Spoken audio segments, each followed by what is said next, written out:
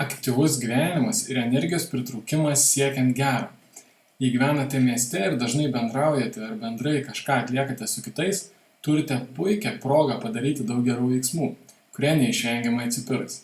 Taip pat didelis privalumas tas, kad šitoks elgesys keis negatyvius mąstymo modelius ir leis ugdyti gerus įpročius. Įprasta malda ar meditacija veikia praktikos atlikimo metu, tačiau dažnai praktikantai grįžę prie kasdieninių darbų praranda harmoniją, ryžtingumą ir taip toliau. Tačiau yra puikus būdas, kaip visą dieną išlikti darnoje ir kurti teigiamas aplinkybės kitiems. Šis būdas yra mūsų nuolatinis nusiteikimas, kaip kiekvieną savo dienos minutę galime pagelbėti kitam. Galbūt kažkam reikia panešti sunkius ryšulius, kažką paskatinti atlikti ryžtingą veiksmą, kažkam papasakoti įkvepiančią istoriją ir taip toliau. Mūsų įprotis nuolatos, kiekvieną sekundę, kur bebūtume, ieškoti, ką galime padaryti, tai puikus būdas visiškai perprogramuoti mąstymą teigiamą linkme.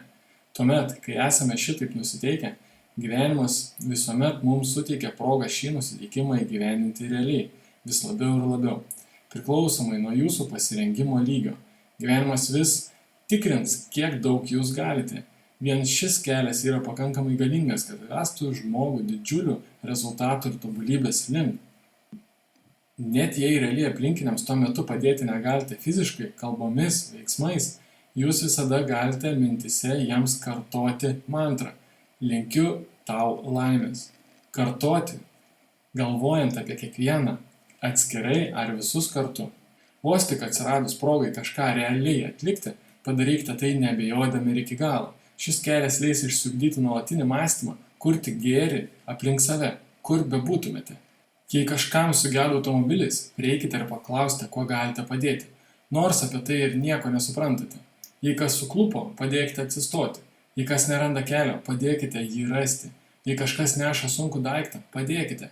Taip elkitės visur ir visada, nesvarbu, kur bebūtumėte. Tai dieviška savybė.